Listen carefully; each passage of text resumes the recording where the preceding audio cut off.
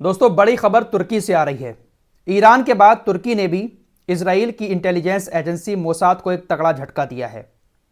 आपने हाल ही में सुना होगा, ईरान ने इंटेलिजेंस एजेंसी मोसाद के 10 एजेंट को गिरफ्तार करके जेल में डाला था, जिसमें से 4 को फांसी पर लटका दिया है।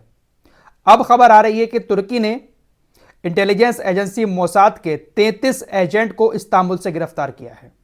ये बहुत बड़ी खबर है इस वक्त की।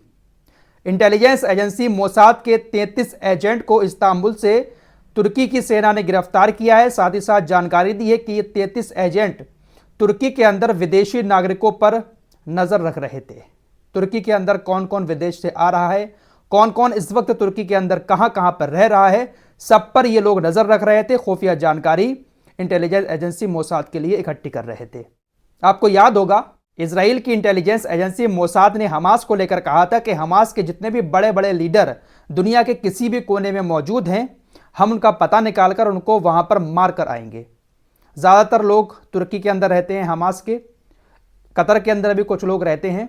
तो हो सकता है कि मोसाद के ये एजेंट हमास के नेताओं की रेकी करते हों और हमास के नेताओं को टारगेट करने के लिए वहां पर मौजूद हों। फिलहाल तुर्की ने मोसाद के इन 33 एजेंट को गिरफ्तार कर लिया है। इससे पहले भी तुर्की ने 2 एजेंट को गिरफ्तार करके मोसाद के जेल में डाला है।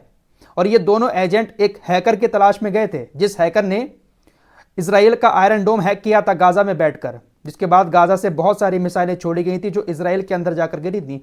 तो उस हैकर की तलाश में 2 एजेंट तुर्की गए थे। उनको पता चला था कि वो हैकर इस्तांबुल के अंदर है। फिलहाल तुर्की की इंटेलिजेंस एजेंसी ने उन दोनों को भी गिरफ्तार करके जेल में डाल दिया है। तो ये है इस वक्त ये सबसे बड़ी खबर। दोस्तों, कुछ और खबरें भी हैं इजराइल और हमास गाजा से जुड़ी हुई, इस पर भी बात करेंगे। लेकिन एक खबर अपने देश की भी आपको बताएंगे। आप सभी को पता ही है, ट्रक ड्राइवर इस वक्त हड़ताल पर हैं और अब परेशानियां बढ़ना शुरू हो चुकी हैं। बहुत सारी चीजें आपको आगे दिखाएंगे। हमास के स्पोक्स पर्सन अबू उबैदा ने पिछले 4 दिनों का आंकड़ा बताया है। 4 दिनों में हमास ने इजराइल को कितना नुकसान पहुंचाया है। अबू उबैदा ने बताया कि हमने 71 इजराइल के सैन्य वाहनों को पूरी तरह से खत्म कर दिया, 16 आईडीएफ सैनिकों को मार गिराया, 42 सेना अभियानों को अंजाम दिया, जिसमें से बूबी ट्रैप से 2 घरों और 2 सुरंगों को उड़ाया, 2 आईडीएफ सैनिकों पर गोली चलाई, 1 हेलीकॉप्टर को निशाना बनाया, 2 टोही विमानों को मार गिराया, 2 ड्रोन को जब्त कर लिया। तेल अबीब शहर पर M90 मकदबा मिसाइलों की बौछार भी की गई। ये जो बौछार हुई थी, ये रात के 12 बजे जब 2024 शुरू हुआ था तब की थी। ये खबर मैं आपको बता चुका हूं। तो पिछले 4 दिनों में हमास ने इजराइल को इतना नुकसान पहुंचाया है गाजा के अंदर। वहीं दोस्तों, हमास के ऊपर अभी भी कुछ देश सीज फायर का दबाव डाल रहे हैं और ये बात कर रहे हैं कि कोई डील करें जिससे सीज फायर हो और जो इजराइल के बंधक हैं उनको हमास छोड़े।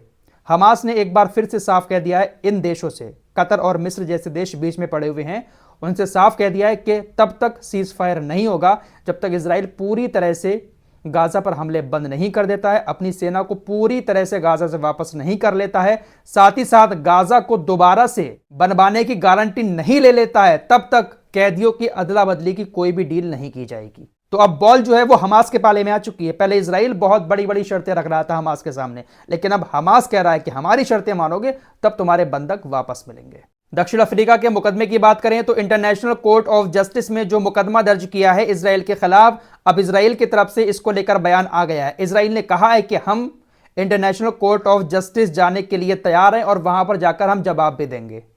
तो वहां पर जाकर इजराइल बहुत बड़ा प्रोपेगेंडा चलाने वाला है, ये आप सब लोग जानते ही हैं। बहुत सारे झूठ दिखाएगा। 7 अक्टूबर को हमास ने जो कुछ किया है उसकी सारी तस्वीरें, सारी वीडियोस दिखाकर कोर्ट में बेचारा बनने की कोशिश करेगा। अब ऐसे में और देशों को आगे आकर सारे सबूत गाजा के भी दिखाने चाहिए। इजराइल ने गाजा के लोगों के साथ किस तरह से नरसंहार किया है, वो सारे सबूत और देशों को ले जाकर इंटरनेशनल कोर्ट ऑफ जस्टिस में दिखाने चाहिए।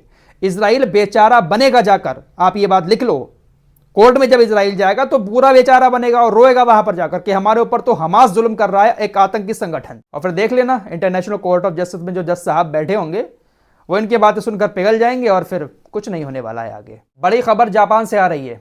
कल से जापान के ऊपर एक आफत सी आई हुई है। खतरनाक भूकंप आए हैं। 50 से 60 भूकंप 24 घंटे के अंदर जापान में आ चुके हैं। सुनामी भी आ गई है। बहुत बुरा हाल जापान का है। इसी बीच एक खबर आ गई है कि टोक्यो के अंदर 2 फ्लाइट आपस में लड़ गई हैं। टोक्यो एयरपोर्ट पर एक फ्लाइट रनवे पर लैंड हो रही थी, सामने दूसरी फ्लाइट से टकरा गई और बुरी तरह से आग लग गई। तकरीबन 350 लोग उसमें मौजूद थे। हालांकि अभी तक कितने बचे हैं, कितने घायल हुए, कोई खबर नहीं आई है, लेकिन पूरी की पूरी विमान जो है वो आग से जल चुका है। तो कल से जापान के ऊपर कुदरत का कहर नाजिल हो रहा है।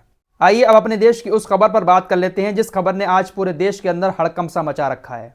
उत्तर प्रदेश, हरियाणा, जम्मू कश्मीर, राजस्थान, महाराष्ट्र, गुजरात, छत्तीसगढ़, पंजाब, उत्तराखंड, ये तमाम राज्य ऐसे हैं जहां पर ट्रकों की रफ्तार थम गई है। ट्रकों के पहिए रुक गए हैं और ट्रक ड्राइवर अपने अपने ट्रकों को खड़ा करके अपने घर जा चुके हैं।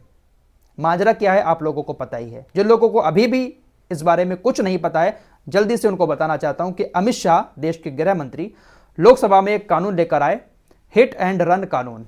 इसके मुताबिक अगर किसी का एक्सीडेंट हो जाता है आपसे और आप एक्सीडेंट करके भाग जाते हैं तो आपको 10 साल की सजा होगी और 7 लाख रुपए का जुर्माना होगा। अगर आपसे एक्सीडेंट हो जाता है तो आप वहीं पर रुकेंगे, उसको उठाएंगे और उसको इलाज के लिए लेकर जाएंगे। अगर आप भाग जाते हैं तो जेल हो जाएगी और इलाज के लिए ले जाते हैं तो सजा कम होगी। यह कानून है। अब ट्रक ड्राइवर हड़ताल इसलिए कर रहे हैं क्योंकि ट्रक ड्राइवरों से हादसे ज्यादा होते हैं, लेकिन ट्रक ड्राइवरों का कहना है कि भाई हम जानबूझकर चींटी भी नहीं मारते हैं। हमारी गाड़ी में लोड भरा हुआ होता है और बड़ी गाड़ी होती है, एकदम से ब्रेक मारना इतना आसान नहीं होता है। कई बार ऐसा होता है कि कोई बाइक वाला हमारे गाड़ी के बिल्कुल करीब चल रहा होता है, उसका बैलेंस बिगड़ता है, वो हमारे पहिए के नीचे आ जाता है। कभी कभी कार ओवरटेक करती है, उसका बैलेंस बिगड़ जाता है, वो हमारे ट्रक में घुस जाता है, लेकिन गलती हमारी मानी जाती है। हम जानबूझकर एक चींटी भी नहीं मारना चाहते, ये कहना है ट्रक ड्राइवरों का। और अगर हमसे धोखे से एक्सीडेंट हो भी जाता है, हम वहां पर रुक जाएं तो पब्लिक हमें बहुत बुरी तरह से पीटती है, इसलिए हम लोग वहां से भाग जाते हैं। तो अगर भागेंगे तो 10 साल की सजा होगी, वहां पर रुकेंगे तो पब्लिक हमें पीटेगी। इसको लेकर वो हड़ताल पर हैं, चक्का जाम कर रहे हैं। ड्राइवरों का कहना है चाहे कुछ भी हो जाए, हम खेत में जाकर मजदूरी कर लेंगे, ठेला लगाकर फल सब्जी बेच लेंगे, लेकिन 5-6 हज़ार रुपए की जो सैलरी हमें मिलती है ट्रक ड्राइवर की, इसके लिए अपनी जान को जोखिम में डालकर 10 साल की सजा कैसे काटेंगे हम ये काम छोड़ देंगे। अपने ट्रकों को खड़ा करके लोग अपने अपने घरों पर जा चुके हैं।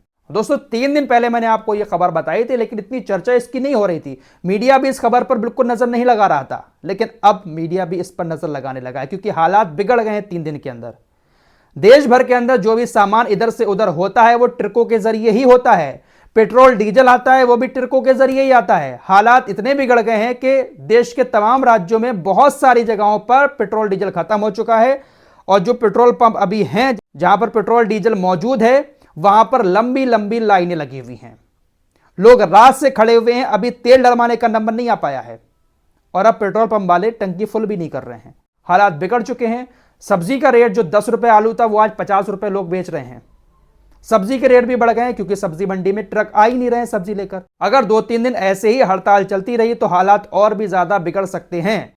अब देखते हैं कि सरकार इस कानून को वापस लेती है या सरकार पहले जो कानून लेकर आई है बहुत सारे जिसका विरोध हुआ है, जो कई महीनों तक विरोध प्रदर्शन चलते रहे हैं, उसी की तरह इस कानून को लेकर भी विरोध प्रदर्शन होते रहेंगे। अगर होते रहे विरोध प्रदर्शन तो यकीन मानो हालात बहुत ज्यादा बिगड़ जाएंगे क्योंकि इस बार मामला ड्राइवरों का है।